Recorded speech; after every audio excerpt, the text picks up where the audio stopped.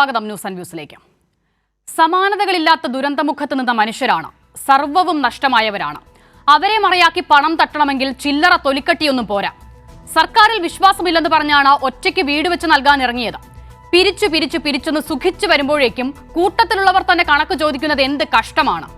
ദിവസങ്ങളെടുത്ത് കണക്കൊക്കെ ഒന്ന് ഒപ്പിച്ച് മാധ്യമങ്ങൾക്ക് മുന്നിൽ എത്തിയപ്പോഴാണ് തിരക്കഥ ചെറുതായൊന്ന് പാളിയത് നേതാവിന് മനസ്സിലായത്. അപ്പോഴതാ മുന്നിൽ കൈരളി. എന്നാൽ പിന്നെ കൈരളിയെ 10 പറഞ്ഞ് മാസ് BGM ഒക്കെ ഇട്ട് തൽക്കാലം രക്ഷപ്പെടാമെന്ന് കരുതി നേതാവ്. ബാങ്കിൽ വന്നതിൽ നിന്നും പിൻവലിച്ചതല്ലോ. ബാങ്കിൽ വന്നതിന് മുൻപ് മുക്കിയതിന് വല്ല കണക്കുമുണ്ടോ എന്ന ചോദ്യം കേട്ടില്ലെന്ന് നടിച്ചു നടന്നു കുറേ നാൾ. അങ്ങനെ ഇരിക്കുമ്പോഴാണ് ഇടിഞ്ഞ പ്രതിച്ഛായ തിരിച്ചു പിടിക്കണമല്ലോ എന്ന് നേതാവ് ഓർത്തത്. അപ്പോൾ ഒരു രാത്രി അതാ ചിലർക്കൊക്കെതിരെ പൊടുന്നനെ നടപടി. വിശദീകരിച്ച് തളർന്ന നേതാവ് ഒന്ന് നേരെ നിൽക്കുമ്പോഴേക്കും തട്ടിപ്പ് നടന്നെന്ന പരാതി ഉണ്ടല്ലോ എന്ന് വീണ്ടും കൈരളി. എങ്കിൽ ഞാൻ ഈ കളിക്കില്ലെന്ന നേതാവ്. നിങ്ങൾ യൂത്ത് കോൺഗ്രസ് അധ്യക്ഷനാകുന്ന പരിഭവം. അത്ര തരം താടാൻ തൽക്കാലം ഞങ്ങളില്ലെന്ന് കൈരളി. എന്നാൽ പിന്നെ അവസാനം അമ്പെടുക്കുമെന്ന നേതാവ്. അപ്പോൾ നമ്മൾ കരുതും തെറ്റുപറ്റിയെന്ന കുറ്റസമ്മതമാണെന്ന്. പക്ഷെ നേതാവ് പറയുന്നത് കേസിനെ കുറിച്ചാണ്. റീലിനുള്ളതായല്ലോ എന്ന ആത്മഗതം. അപ്പോഴതാ പിടിച്ചതിനേക്കാൾ വലുത് മാളത്തിൽ. SFIയെ കണ്ടുപിടിക്കാൻ TV-യിൽ മാത്രം കാണുന്ന യൂത്ത് കോൺഗ്രസ് നേതാക്കളെ സൗകര്യപൂർവ്വം കിട്ടിയപ്പോൾ PJ കുര്യന്റെ ഉപദേശം. കേസ് കൊടുക്കണം നേതാവേ, പ്രായമായെന്ന് കരുതി ഒരു മര്യാദയൊക്കെ വേണ്ടേ? അല്ല, അപ്പോഴും പിരിച്ച പണം എവിടെ? നിങ്ങളെ വിശ്വസിച്ച് ആരെങ്കിലുമൊക്കെ ഉണ്ടാകില്ലേ?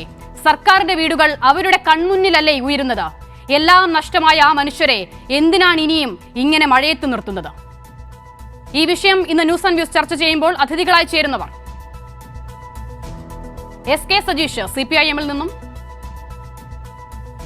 അഡ്വക്കേറ്റ് L ലാൽകുമാർ ഇടതു നിരീക്ഷകൻ, B റജി കോൺഗ്രസ് സഹയാത്രികൻ എന്നിവരാണ്. ആദ്യം ശ്രീ B റജിയിലേക്ക്. ശ്രീ B റജി, പിരിച്ച പണത്തിൽ നിന്നും ഒന്നും നഷ്ടപ്പെട്ടിട്ടില്ല എന്നുള്ളതായിരുന്നു രാഹുൽ മാങ്കൂട്ടത്തിലിന്റെ ആവർത്തിച്ചുള്ള വാദം. അങ്ങനെ ഒരു തട്ടിപ്പും വെട്ടിപ്പും നടന്നിട്ടില്ലെങ്കിൽ എന്തിനാണ് കൂട്ടത്തോടെയുള്ള നടപടി? നോക്കൂ, കേരളത്തിലെ ഏറ്റവും പ്രധാനപ്പെട്ട, പ്രത്യേകിച്ച് പ്രതിപക്ഷത്ത് നിൽക്കുന്ന യുവജന സംഘടനയായ യൂത്ത് കോൺഗ്രസിനെതിരെ അവരുടെ ശക്തമായ സമര പരിപാടികൾ കണ്ടതുകൊണ്ടാവാം ഇത്ര ശക്തമായി യൂത്ത് കോൺഗ്രസിനെ ഇങ്ങനെ വിമർശിക്കുകയും പ്രതിരോധത്തിൽ നിർത്തുകയും ചെയ്യുന്നത്. ഇത് വസ്തുതകൾ മനസ്സിലാക്കാതെയുള്ള ഒരു ആരോപണമാണ് എന്ന് ആദ്യമായി തന്നെ പറയേണ്ടിയിരിക്കുന്നു. ഒരു കണക്കുകൾ സംബന്ധിച്ച് ഒരു തരത്തിലുള്ള അവ്യക്തതയും യൂത്ത് കോൺഗ്രസിൻ്റെ ഭാഗത്തുനിന്ന് ഇല്ല എന്നാണ് ഞാൻ മനസ്സിലാക്കുന്നത്. ഓഡിറ്റിംഗ് കംപ്ലീറ്റ് ചെയ്യേണ്ടതായിട്ടുണ്ട്. കാരണം പൊതുജനങ്ങളിൽ നിന്ന് സമാഹരിക്കുന്ന തുകയാണ്. അതിൽ ഒരു പൈസയ്ക്ക് പോലും ഒരു തരത്തിലുള്ള അവ്യക്തതയുമില്ല. ഇതിൻ്റെ കണക്കുകൾ അങ്ങേയറ്റം സുതാര്യമാണ്. അത് സമർപ്പിക്കേണ്ടത് കോൺഗ്രസ് നേതൃത്വത്തിനാണ്. അക്കാര്യത്തിൽ അവർക്കൊരു തരത്തിലുള്ള ഒരു ആംബിഗ്വിറ്റിയും അവരുടെ ഭാഗത്തില്ല. വളരെ കറക്റ്റാണ്, വളരെ കൃത്യമാണ്. ഈ വയനാട് ദുരന്തത്തിൽപ്പെട്ട സാധുക്കളായിട്ടുള്ള ആളുകളെ അവർക്ക് പുനരധിവാസം ലഭ്യമാക്കുന്നതിന് വേണ്ടി ആ ഒരു സാമൂഹ്യ പ്രതിബദ്ധതയുടെ ഭാഗമായിട്ടാണ് കേരളത്തിലെ യുവജന പ്രസ്ഥാനമായ പ്രതിപക്ഷത്തുള്ള ഏറ്റവും ശക്തമായ സംഘടനയായ, അതായത് ജനാധിപത്യ വിഷയങ്ങളിൽ അതിശക്തമായി മുന്നോട്ട് വന്നുകൊണ്ട് ഇന്നത്തെ ഭരണ നേതൃത്വത്തെ അങ്ങേയറ്റം മുൾമുനയിൽ നിർത്തുവാൻ കഴിവുള്ള യൂത്ത് കോൺഗ്രസിൻ്റെ അവരുടെ പ്രവർത്തനത്തിൻ്റെ ഭാഗമായി വയനാട് പുനരധിവാസ പാക്കേജിന് വേണ്ടി പുനരധിവാസത്തിനായി അവരെ 30 വീട് KPCC-യുമായി ബന്ധപ്പെട്ട് സ്ഥാപിക്കാം എന്ന് വാഗ്ദാനം നൽകിയിരുന്നു. അതിനനുസരിച്ചുള്ള പ്രവർത്തനങ്ങൾ നടത്തുകയാണ്. അതിനെ സംബന്ധിച്ച് അങ്ങേയറ്റം ട്രാൻസ്പെറൻ്റാണ്. അത് സംബന്ധിച്ച് ഒരു നയാ പൈസയുടെ പോലും ഒരു ആംബിഗ്വിറ്റി ഇല്ല. ഇത് സംബന്ധിച്ച് ആരോപണം ഉന്നയിക്കുന്നവർ വളരെ ബോധപൂർവം സമൂഹത്തെയും രാഷ്ട്രീയ പ്രവർത്തകരെയും തെറ്റിദ്ധരിപ്പിക്കാൻ വേണ്ടിയും യൂത്ത് കോൺഗ്രസിനെ. അപ്പോൾ അത് തന്നെയാണ് രാഹുൽ മാങ്കൂട്ടത്തിൽ പറഞ്ഞത് തന്നെ താങ്കളും പറയുന്നു. ഇപ്പോൾ താങ്കൾ തുടക്കത്തിൽ പറഞ്ഞു യൂത്ത് കോൺഗ്രസ് നടത്തുന്ന സമര പരിപാടി കണ്ട് പേടിച്ചത് കൊണ്ട് ആക്ഷേപമെന്ന്. യൂത്ത് കോൺഗ്രസ് നടത്തുന്ന സമര പരിപാടികൾ കണ്ടിട്ട് കാലങ്ങളായി എന്ന് പറഞ്ഞത് PJ കുര്യൻ തന്നെയാണ്. അല്പം സമയം കഴിഞ്ഞ് ഞാൻ ആ വാക്കുകൾ അങ്ങ് കേട്ടിട്ടില്ലെങ്കിൽ കേൾപ്പിക്കാം എന്തായാലും. അപ്പോൾ താങ്കൾ പറഞ്ഞതുപോലെ ഈ നിലയിലാണ് യൂത്ത് കോൺഗ്രസിന്റെ പണപ്പിരിവ്. കൃത്യമായി അവിടെ കാര്യങ്ങൾ നടക്കുന്നുണ്ട്. വീടുകൾ നിർമ്മിച്ചു നൽകാനായി ഒരുങ്ങുകയുമാണ്. അങ്ങനെയാണെങ്കിൽ പിന്നെ 11 മണ്ഡലം കമ്മിറ്റികൾക്കെതിരെയുള്ള കൂട്ടത്തോടെ നടപടി അതെന്തിനായിരുന്നു? അതൊന്ന് വിശദീകരിക്കാമോ? നോക്കൂ, ഏതെങ്കിലും ഒരു രാഷ്ട്രീയ കക്ഷികളിൽ അവരുടെ പ്രവർത്തകർ ഏതെങ്കിലും തരത്തിലുള്ള പ്രവർത്തനത്തിൽ ഒരു വിമുഖത കാണിക്കുകയോ ആ സ്പീഡ് അതിനനുസരിച്ചൊരു സ്പീഡ് വേഗത പോരാ എന്ന് തോന്നുമ്പോഴോ നടപടിയെടുക്കില്ലേ? നോക്കൂ, CPM-നെ സംബന്ധിച്ച് അവർ നടപടിയെടുക്കില്ലേ? SFIയെ സംബന്ധിച്ച് അവർ നടപടിയെടുക്കില്ലേ? DYFIയെ സംബന്ധിച്ച് അവർ നടപടിയെടുക്കില്ലേ? അത്തരത്തിലുള്ള ഒരു നടപടിയുടെ അത് സാധാരണ സംഭവം. അപ്പോൾ താങ്കൾ പറയുന്നത് യൂത്ത് കോൺഗ്രസ് നേതൃത്വം മണ്ഡലം കമ്മിറ്റികൾക്ക് നൽകിയ നിർദ്ദേശപ്രകാരം അവർ പിരിച്ചു നൽകേണ്ട തുക പിരിച്ചു നൽകിയില്ല, അതിനാണ് നടപടി എന്നുള്ളതല്ലേ? ഫണ്ട് പിരിവിൽ വിമുഖത, അതാണോ പ്രശ്നം? അതൊക്കെ യൂത്ത് കോൺഗ്രസിന്റെ ഇന്റേണൽ മാറ്റേഴ്സ് ആണ്. അതിലൊന്നും ഞാൻ രാഹുൽ മങ്കുടത്തിൽ പറഞ്ഞത്. അത് എല്ലാ രാഷ്ട്രീയ പാർട്ടിക്കും ഉണ്ടല്ലോ. ഇപ്പൊ DYFIയെ സംബന്ധിച്ച് അവർക്ക് ഇന്റേണൽ ആയിട്ടുള്ള മെക്കാനിസത്തിൽ ചില ഘട്ടങ്ങളിൽ നടപടി എടുക്കേണ്ടതായി വരില്ലേ? SFIയെ സംബന്ധിച്ച് അവർക്ക് നടപടി എടുക്കേണ്ടതായി വരില്ലേ? രാഷ്ട്രീയ പ്രവർത്തനത്തിൽ ഇത് ഏതെങ്കിലും ഒരു നടപടി എടുക്കുന്നതിന് ഇങ്ങനെ പർവ്വതീകരിച്ച് കാട്ടുന്നത് എന്താണ്? ഈ പൊതുജനങ്ങളുടെ ഇടയിൽ അതൊരു കൺഫ്യൂഷൻ ഉണ്ടാക്കാനല്ലേ അത് കാരണമാകുകയുള്ളൂ. അപ്പോൾ അതായത് രാഹുൽ മങ്കുടത്തിൽ പറഞ്ഞതുപോലെ ഫണ്ട് പിരിവിൽ വിമുഖത കാട്ടി, പിരിച്ച ഫണ്ട് മുക്കിയതല്ല, ഫണ്ട് പിരിവിൽ വിമുഖത കാട്ടി, അതിനാണ് നടപടി. ആ വാദം താങ്കളും പറയുന്നുവല്ലേ? പിരിച്ച തുക എവിടെയും പോയിട്ടില്ല, അതാണോ വാദം? നോക്കൂ, പിരിച്ച തുക സംബന്ധിച്ചുള്ള കണക്കുകൾ ട്രാൻസ്പെറന്റ് ആണ്, കൃത്യതയുണ്ട്, ആര് ചോദിച്ചാലും നൽകുകയും ചെയ്യും. ഈ രാഹുൽ മങ്കൂട്ടത്തിനെ ഒറ്റതിരിഞ്ഞ് നിങ്ങൾ ആക്രമിക്കുന്നത് ആ മനുഷ്യന്റെ സമരവീര്യത്തെ ഉള്ള ആ ഒരു ഉൾഭയം കൊണ്ടാണ്. ശരി, ഓക്കെ റെജി, നോക്കൂ, അപ്പോൾ പിരിച്ച കണക്കുകൾ ട്രാൻസ്പെറന്റ് ആണ്, എവിടെയും പോയിട്ടില്ല, ആർക്കും എപ്പോഴും നൽകാവുന്ന കണക്കുകളാണ് താങ്കൾ പറയുന്നു. ശരി, രാഹുൽ മങ്കൂട്ടത്തിലും അത് ആവർത്തിച്ചു. നോക്കൂ, ഞാനൊരു പരാതി വായിക്കാം. 11 മണ്ഡലം കമ്മിറ്റികൾക്കെതിരെയാണ് നടപടി വന്നിരിക്കുന്നത്. അതിലൊന്ന് കാട്ടാക്കട മണ്ഡലം കമ്മിറ്റിയാണ്. അവർ KPCC-ക്കും യൂത്ത് കോൺഗ്രസ് അധ്യക്ഷനും നൽകിയ ഒരു പരാതിയുടെ പകർപ്പ് ഞാനതൊന്ന് ചില വാചകങ്ങൾ വായിക്കാം. ബഹുമാനപ്പെട്ട കേരള പ്രദേശ് കോൺഗ്രസ് കമ്മിറ്റി പ്രസിഡന്റ് സണ്ണി ജോസഫ് അവർകൾ സമക്ഷം കാട്ടാക്കട നിയോജക മണ്ഡലത്തിലെ യൂത്ത് കോൺഗ്രസ് ഭാരവാഹികളും പ്രവർത്തകരും ചേർന്ന് നൽകുന്ന പരാതി. വിഷയം: വയനാട് ദുരന്തബാധിതർക്കായി യൂത്ത് കോൺഗ്രസ് പ്രഖ്യാപിച്ച വീടുകൾ വെക്കുന്നതിന്റെ ഭാഗമായി ഫണ്ട് കളക്ഷന് വേണ്ടി കാട്ടാക്കട നിയോജക മണ്ഡലത്തിൽ നടത്തിയ ബിരിയാണി ചലഞ്ച് സംബന്ധിച്ച്. ബഹുമാനപ്പെട്ട പ്രസിഡന്റ്, യൂത്ത് കോൺഗ്രസ് സംസ്ഥാന കമ്മിറ്റി പ്രഖ്യാപിച്ച വയനാട് ദുരന്തത്തിലെ ദുരിതബാധിതർക്ക് വീട് വെച്ച് നൽകാനുള്ള ഫണ്ട് കളക്ഷന്റെ ഭാഗമായി കാട്ടാക്കടയിലും വിവിധ തലങ്ങളിൽ ഫണ്ട് കളക്ഷനും ബിരിയാണി ചലഞ്ചും നടത്തുകയുണ്ടായി. ബിരിയാണി ചലഞ്ച് നടത്തുന്നതിനായി ബിരിയാണിക്ക് ആവശ്യമായ സാധനങ്ങൾ, അരി ഉൾപ്പെടെ സ്പോൺസർഷിപ്പിലൂടെ ലഭിക്കുകയും ചെയ്തു. ഏകദേശം 12,000-ലധികം ബിരിയാണി ഒന്നിന് 120 രൂപ വെച്ച് കാട്ടാക്കട അസംബ്ലിയിലെ 6 മണ്ഡലങ്ങളിലായി വിൽക്കുകയും മണ്ഡലം പ്രസിഡന്റുമാരും മറ്റു ഭാരവാഹികളും ആയതിന്റെ തുക നൽകുകയും ചെയ്തിട്ടുണ്ട്. എന്നാൽ നിയോജക മണ്ഡലം പ്രസിഡന്റ് ഡാനിയൽ കൈപ്പറ്റിയ തുക സംസ്ഥാന കമ്മിറ്റിക്ക് നൽകിയതായി കാണുന്നില്ല. ബിരിയാണി ചലഞ്ച് നടത്തിയതിന്റെ കണക്ക് അവതരിപ്പിക്കുന്നതിനായി കമ്മിറ്റി വിളിക്കാൻ ഞങ്ങളിൽ പല ഭാരവാഹികളും ആവശ്യപ്പെട്ടെങ്കിലും ആയതിനു ശേഷം ഇതിനായി ഒരു കമ്മിറ്റി പോലും വിളിച്ചിട്ടുമില്ല. ആ പരാതി വീണ്ടും തുടരുന്നുണ്ട്. പ്രസക്ത ഭാഗങ്ങൾ ഇത്രയുമാണ്. അപ്പോൾ 120 രൂപ നിരക്കിൽ 1200-ലധികം ബിരിയാണി എത്ര രൂപ പിരിഞ്ഞു കിട്ടിക്കാണും ശ്രീ റജി? ആ പിരിഞ്ഞു കിട്ടിയ തുക സംസ്ഥാന നേതൃത്വത്തിന് നൽകിയിട്ടില്ല. അത് മണ്ഡലാടിസ്ഥാനത്തിൽ തന്നെ മുക്കിയിരിക്കുന്നു എന്നുള്ളത് കൂടെ വിയർപ്പൊഴുക്കി പണിയെടുത്ത മനുഷ്യർ, ആ ഫണ്ട് പിരിവിന് വേണ്ടി പണിയെടുത്ത മനുഷ്യർ പറയുകയാണ്. ഇതിൽ കൂടുതൽ ആരാണിനി യൂത്ത് കോൺഗ്രസ് ഫണ്ട് മുക്കിയെന്ന് പറയേണ്ടത്? നോക്കൂ, നിങ്ങൾ ഇതിൽ ആർക്കാണ് കണക്ക് അറിയേണ്ടത്? അവർ യൂത്ത് കോൺഗ്രസിന്റെ നേതൃത്വവുമായി ബന്ധപ്പെട്ടാൽ അവർക്ക് ആ കണക്കിന്റെ A to Z ലഭ്യമാക്കാൻ അവർ സദാ സന്നദ്ധരാണ്. ചോദ്യമാണിത്. യൂത്ത് കോൺഗ്രസ് കാട്ടാക്കടയിലെ പ്രവർത്തകർ യൂത്ത് കോൺഗ്രസ് നേതാവിനും അധ്യക്ഷനും KPCC പ്രസിഡന്റിനും ഈ കണക്ക് സംബന്ധിച്ച് പരാതി നൽകിയിട്ടുണ്ട്. ഇന്നലെ ഇപ്പോൾ 11 മണ്ഡലം കമ്മിറ്റികൾക്കെതിരെ നടപടി വന്നല്ലോ. ആ നടപടി വന്ന മാത്രയിൽ ആദ്യഘട്ടത്തിൽ നടപടി നേരിട്ടവരും അവരെ അനുകൂലിക്കുന്നവരും ഉയർത്തിയ ആക്ഷേപം, ഇതിനു മുൻപ് യൂത്ത് കോൺഗ്രസിന്റെ ഒരു കമ്മിറ്റി ചേർന്നിരുന്നല്ലോ, ആ കമ്മിറ്റിയിലാണല്ലോ ഈ ഫണ്ടുമായി ബന്ധപ്പെട്ട ആദ്യത്തെ പ്രശ്നം ഉയർന്നത്. താങ്കൾ മനസ്സിലാക്കേണ്ടത് മാധ്യമങ്ങളല്ല ഈ ഫണ്ട് എവിടെ എന്ന ചോദ്യം ആദ്യം ഉയർത്തിയത്, അത് യൂത്ത് കോൺഗ്രസിനുള്ളിൽ തന്നെയാണ്. അപ്പോൾ ആ ചോദ്യം ഉയർത്തിയവരെയാണ് തെരഞ്ഞു പിടിച്ച് നടപടിക്ക് വിധേയമാക്കിയിരിക്കുന്നത് എന്നുള്ളതായിരുന്നു ഒരു ആക്ഷേപം. അതെന്തോ ആയിക്കോട്ടെ, അത് അവരുടെ വിഷയമാണ്. പക്ഷേ നടപടി നേരിട്ട അതേ കമ്മിറ്റിയിലുള്ള ആളുകൾ ഞങ്ങൾ പിരിച്ച തുക മുക്കിയിട്ടുണ്ട് എന്നതാ പറയുകയാണ്. പരാതിയുടെ പകർപ്പ് നമ്മളിപ്പോൾ സ്ക്രീനിൽ അത് കണ്ടു. അപ്പോൾ താങ്കൾ ചോദിക്കുന്നു, ആരാണ് ഇതിൽ കണക്കുകൾ അറിയിക്കാത്തത്? ആർക്കാണ് അറിയേണ്ടത്? അറിയേണ്ടവർ ചോദിച്ചതാണ്, അതിന്റെ പകർപ്പ് നമ്മുടെ കയ്യിലുണ്ട്. സ്വാഭാവികമായും അത് ചോദ്യമാണ്. ഞാൻ മനസ്സിലാക്കുന്നത് യൂത്ത് കോൺഗ്രസിന്റെ സംസ്ഥാന നേതൃത്വത്തെ സംബന്ധിച്ച് അവർക്ക് ഈ കണക്ക് കാട്ടുന്നതിൽ ഒരു തരത്തിലുള്ള വൈമനസ്യവുമില്ല. ഇതിൽ ഒരു പൈസയുടെ ഒരു അവ്യക്തതയില്ല.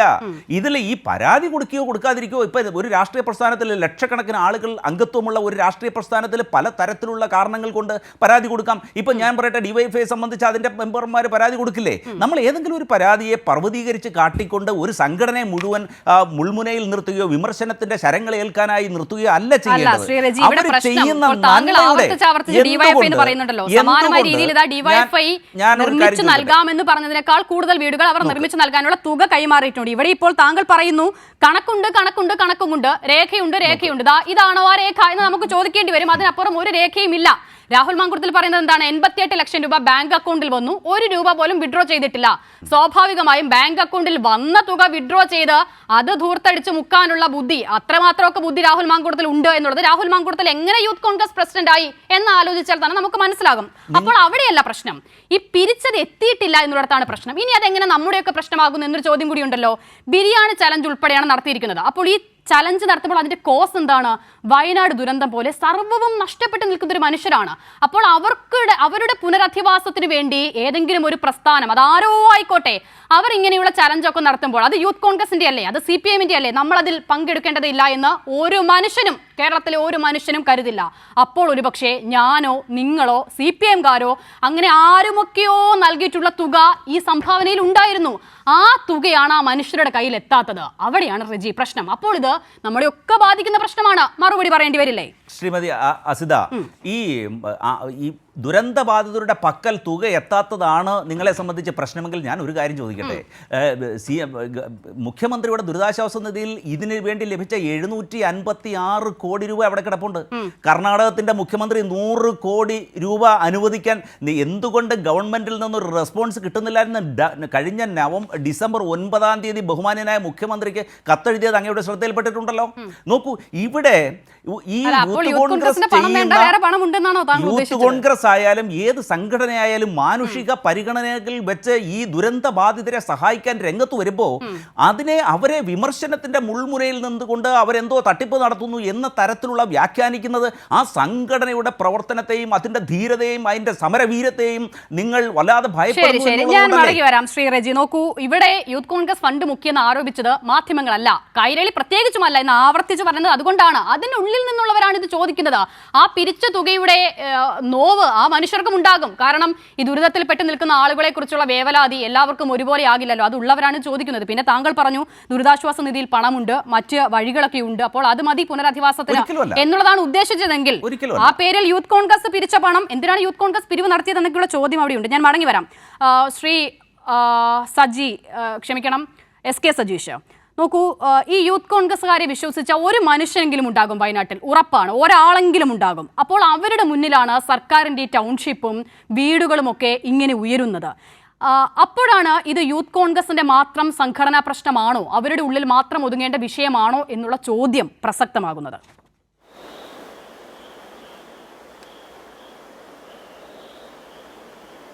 അസജ, ഇത് യൂത്ത് കോൺഗ്രസിൻ്റെ മാത്രം ഒരു സംഘടനാ പ്രശ്നമല്ല.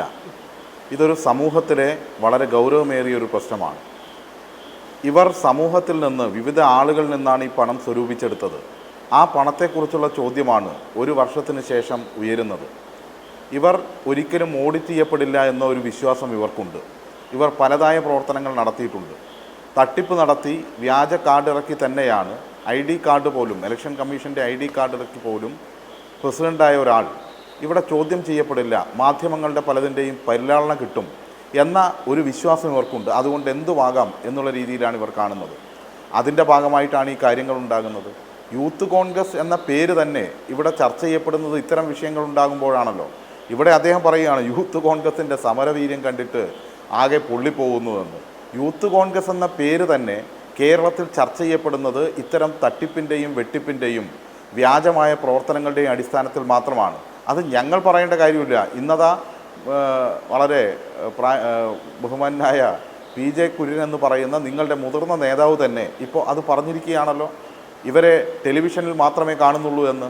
ഇവിടെ പ്രധാനപ്പെട്ട ഒരു വിഷയം നമ്മൾ ചർച്ച ചെയ്യേണ്ടത്, ഇവർ പറഞ്ഞ കാര്യങ്ങളുടെ ഉള്ളടക്കത്തിൽ മുഴുവൻ തട്ടിപ്പാണ്.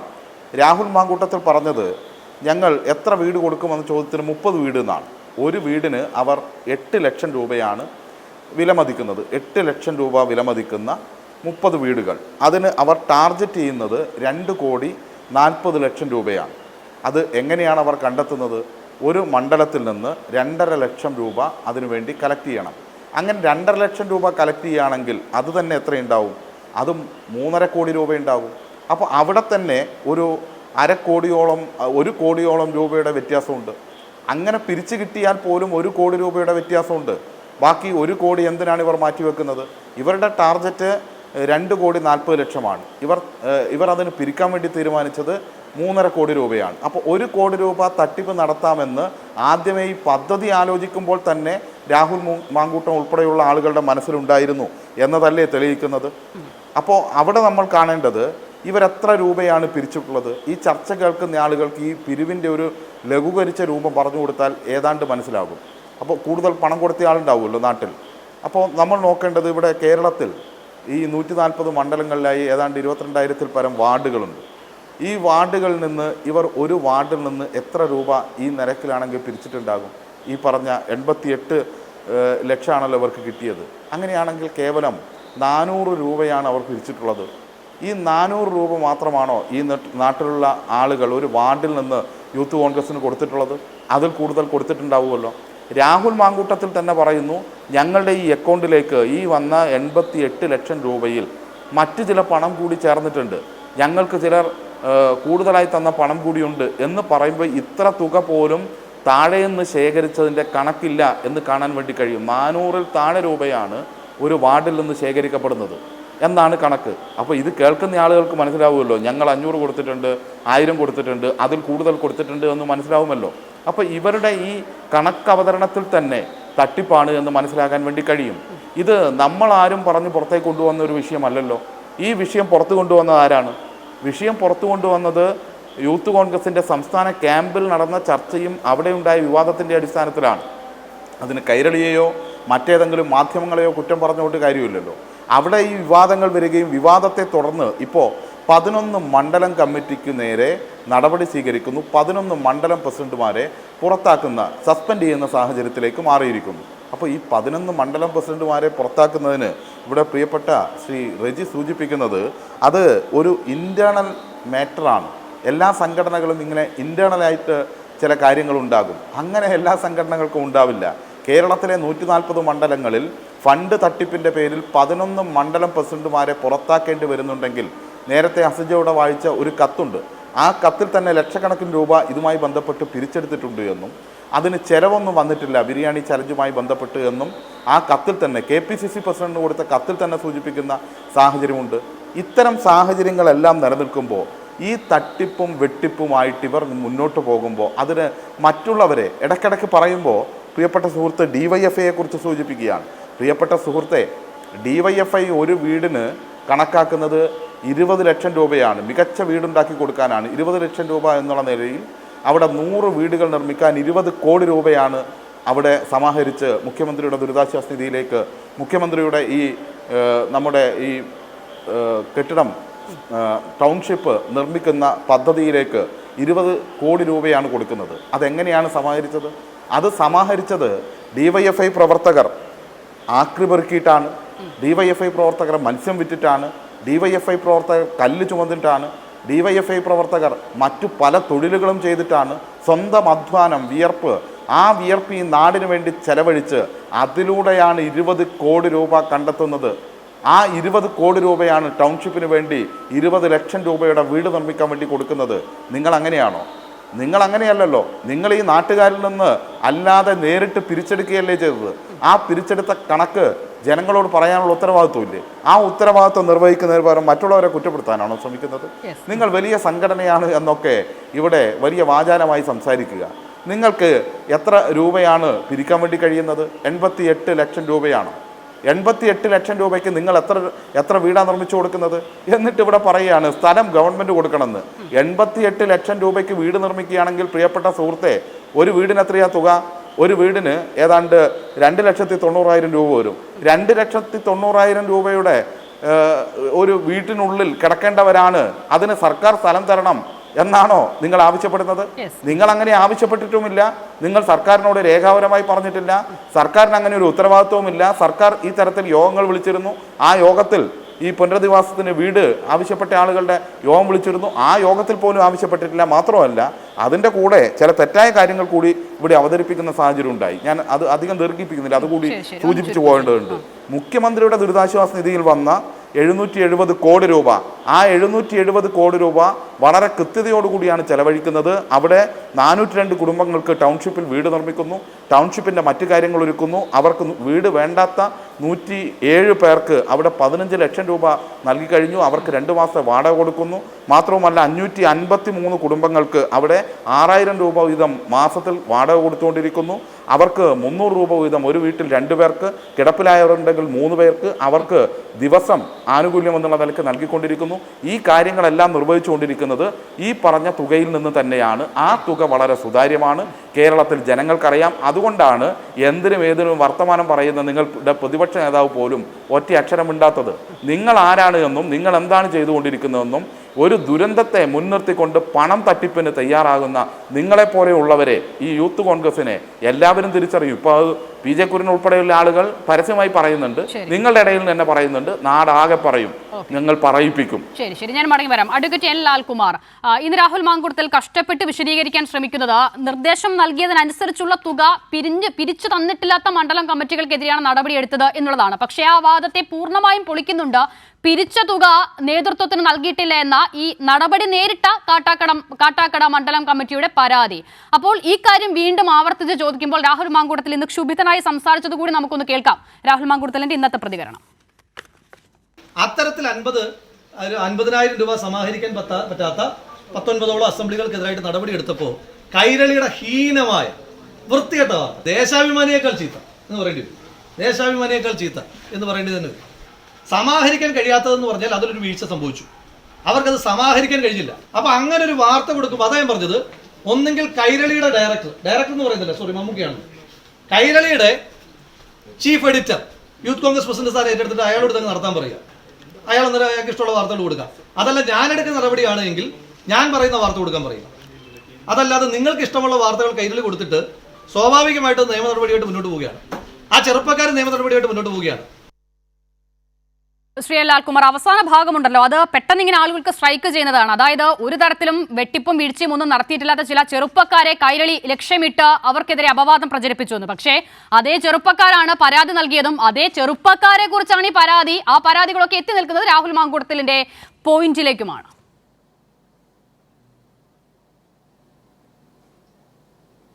അല്ല, ഇവിടെ 1-2 വിഷയങ്ങൾ വളരെ പ്രാധാന്യമുണ്ടെന്ന് എനിക്ക് തോന്നുന്നു. അതിലൊന്ന്, ഈ പണം പിരിച്ചതുമായി ബന്ധപ്പെട്ട് പണം ഇത്രയും മാത്രമേ വന്നിട്ടുള്ളൂ എന്നുള്ളൊരു ചോദ്യം. ഇവിടെ കോൺഗ്രസുമായി ചേർന്ന് നിൽക്കുന്ന പ്രതിനിധി പറഞ്ഞത് ഈ എമൗണ്ടുമായി ബന്ധപ്പെട്ട ക്ലാരിറ്റിയിൽ ഒരു പ്രശ്നം ഇല്ലെന്നാണ്. അത് ശരി, പിരിച്ച് എടുത്ത് നിങ്ങൾക്ക് ക്ലാരിറ്റിയിൽ പ്രശ്നം ആവുമോ ഇല്ലയോ എന്നറിയില്ല. പക്ഷെ നമുക്ക് ക്ലാരിറ്റി കുറവുണ്ട്. അത് നമ്മൾ നമ്മുടെ കാര്യം പറയണമല്ലോ.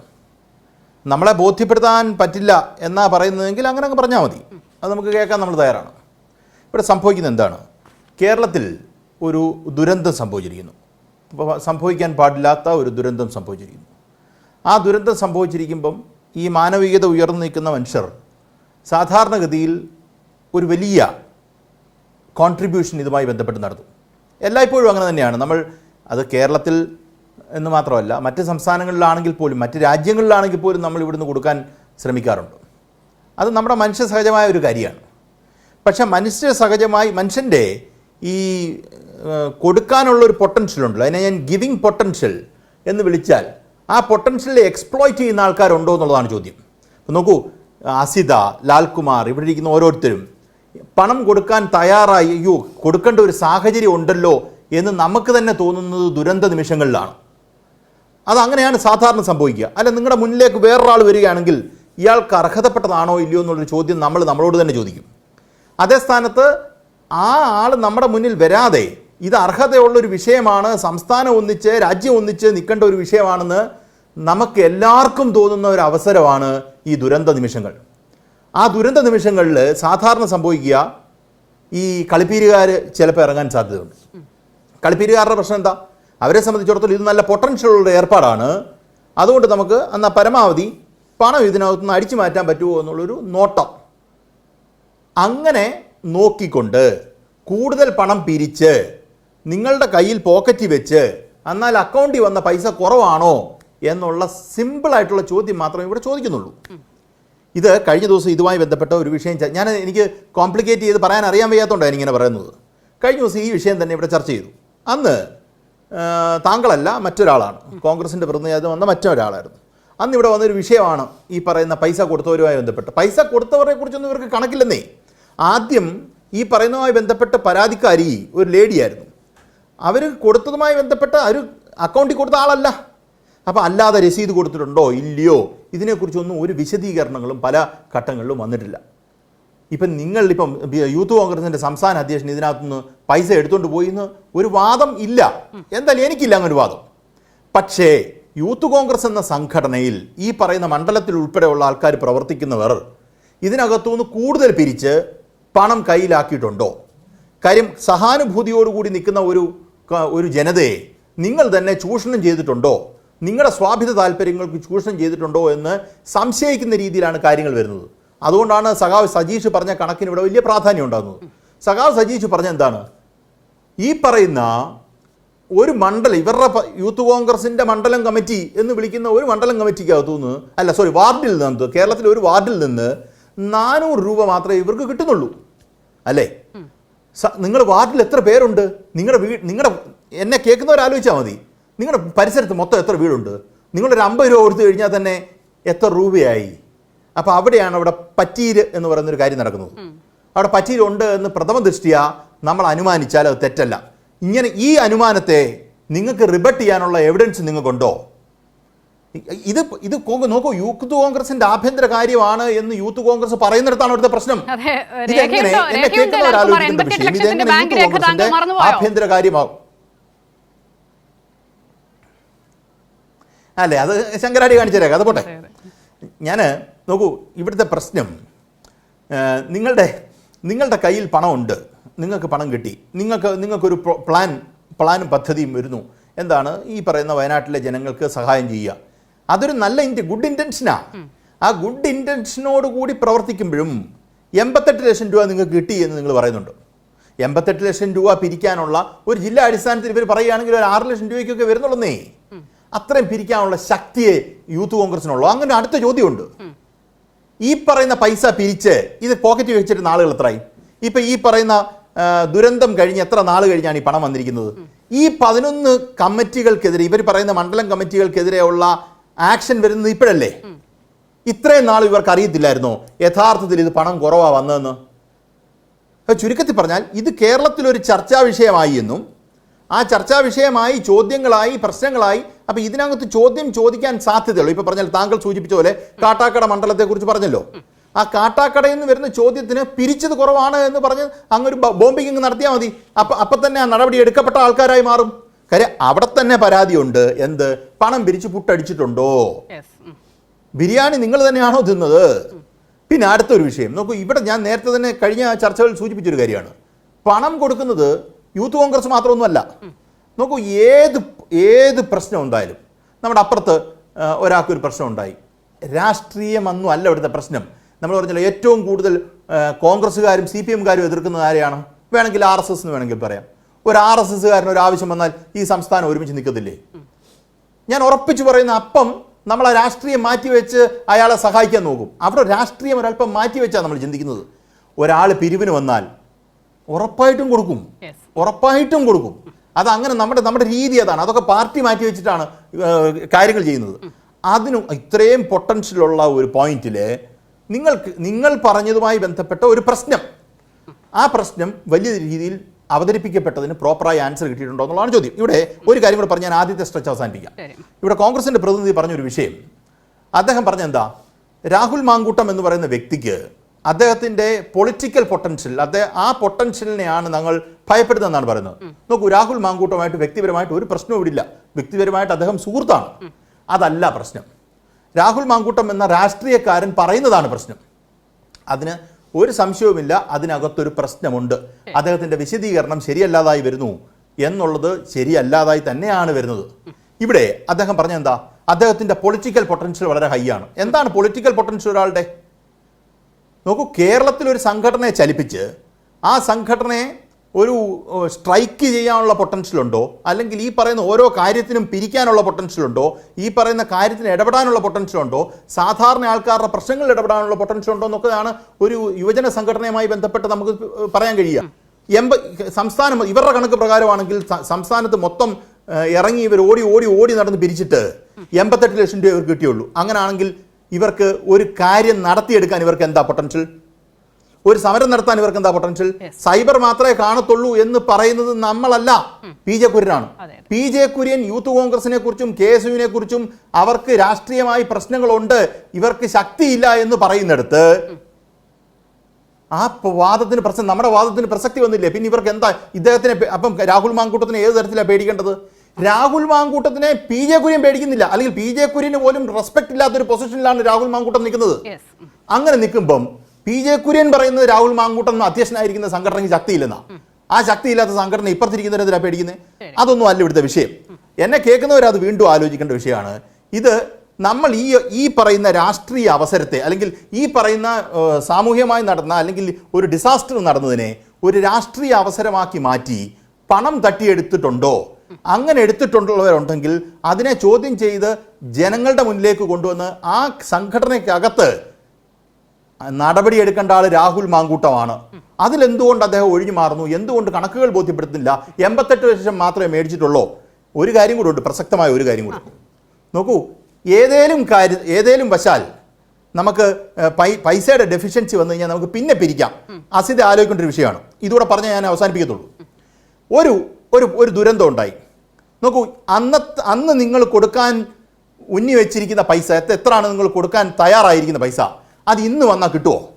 സാധാരണക്കാരൻ്റെ അടുക്കൽ യൂത്ത് കോൺഗ്രസ് പിന്നെ പിരിക്കാമെന്ന് പറഞ്ഞ് ഇന്ന് പിരിക്കാൻ പോയി കഴിഞ്ഞാൽ ആരെങ്കിലും പൈസ കൊടുക്കുമോ? ഈ പറയുന്ന രീതി കൊടുക്കത്തില്ല. അപ്പം സാധാരണ സംഘടനകൾ ചെയ്യുന്നത് എന്താണ്? സാധാരണ സംഘടനകൾ ചെയ്യുന്നത് ആദ്യം തന്നെ പിരിക്കാവുന്നതിൻ്റെ പരമാവധി പിരിക്കും. അത് ജനങ്ങളിൽ നിന്ന് കൂടുതൽ പണം വരികയും അവരുടെ പേർപ്പസ് ഫുൾഫിൽ ചെയ്യണമെങ്കിൽ ആദ്യം തന്നെ പിരിച്ചാലേ പറ്റത്തുള്ളൂ. അത് ഓരോ സ്റ്റേജ് അനുസരിച്ച് ഇവർ ഉദ്ദേശിക്കുന്ന കിട്ടിയില്ല, അതിനനുസരിച്ച് ബക്കറ്റും കൊണ്ട് റോഡിലോട്ട് ഇറങ്ങുന്ന ഒരു സാഹചര്യം വരാൻ പോകുന്നു എന്ന് കഴിഞ്ഞ ദിവസം നമ്മൾ സൂചിപ്പിച്ചാണ്. അതിലേക്കാണ് യൂത്ത് കോൺഗ്രസ് പോകാൻ പോകുന്നത്. അതിനകത്തും അപകടം ഉണ്ടെന്നാണ് ഞാൻ വിചാരിക്കുന്നത്. ശരി, ശ്രീ ബി റജി, അപ്പോൾ ഈ പണവുമായി ബന്ധപ്പെട്ട് രാഹുൽ മാങ്കൂട്ടത്തിൽ ഇന്ന് മാധ്യമങ്ങൾക്ക് മുന്നിൽ അവതരിപ്പിച്ച തിരക്കഥയിലെ ക്ലൈമാക്സ് വാസ്തവത്തിൽ ഭദ്രമായിരുന്നു. പക്ഷേ യുക്തിരഹിതമായ ചില ചോദ്യങ്ങൾ ടെയിലൻഡായ കഥയ്ക്ക് പിന്നിൽ ഉണ്ട് എന്നുള്ളത് അദ്ദേഹവും ഈ നേതൃത്വവും സംഘടനയും ഒന്നും അറിഞ്ഞില്ലല്ലേ? നോക്കൂ, നിങ്ങൾ ഉന്നയിക്കുന്ന ചോദ്യങ്ങൾക്ക് വസ്തുതാപരമായിട്ടുള്ള മറുപടിയാണോ ആഗ്രഹിക്കുന്നത് എന്നെനിക്കൊരു സംശയമുണ്ട്. നിങ്ങൾ ഉന്നയിക്കുന്നത് യൂത്ത് കോൺഗ്രസ് ഈ ഭവന നിർമ്മാണ പദ്ധതിയുമായി ബന്ധപ്പെട്ടതിൽ തട്ടിപ്പ് നടത്തി, അല്ലെങ്കിൽ ആ പണം ദുരുപയോഗം ചെയ്തു, അല്ലെങ്കിൽ അത് യൂസ് ചെയ്യുന്നില്ല എന്നാണ് പറയുന്നത്. അത് സംബന്ധിച്ച് വളരെ കൃത്യമായ കണക്കുകൾ യൂത്ത് കോൺഗ്രസിൻ്റെ പക്കലുണ്ട്. അവർ 30 വീട് കൊടുക്കുവാനാണ് ആഗ്രഹിച്ചത്. ആ 30 വീടിൽ 15 വീട് സംസ്ഥാന നേതൃത്വം നൽകുന്നു, 15 വീട് കേന്ദ്ര നേതൃത്വം നൽകുന്നു.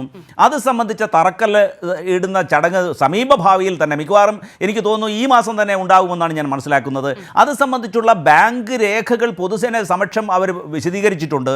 ഇത് സംബന്ധിച്ചുള്ള കണക്കുകൾ സംസ്ഥാന നേതൃത്വത്തിന് ലഭ്യമാക്കുവാൻ എൻ്റെ ഓഡിറ്റഡ് സ്റ്റേറ്റ്മെന്റ് അവർ തയ്യാറാക്കിക്കൊണ്ടിരിക്കുന്നു. പറഞ്ഞതുമായി ബന്ധപ്പെട്ടാണ് ഇപ്പോൾ താങ്കൾ പറഞ്ഞതുപോലെ ഈ കണക്കുകളിൽ ഒരു ബന്ധവുമില്ലാത്ത, അല്ലെങ്കിൽ ഒരു സംശയവുമില്ലാത്ത യൂത്ത് കോൺഗ്രസ് നേതൃത്വത്തെക്കുറിച്ച്, യൂത്ത് കോൺഗ്രസിനെ കുറിച്ച് താങ്കൾ പറയുന്നുണ്ടല്ലോ.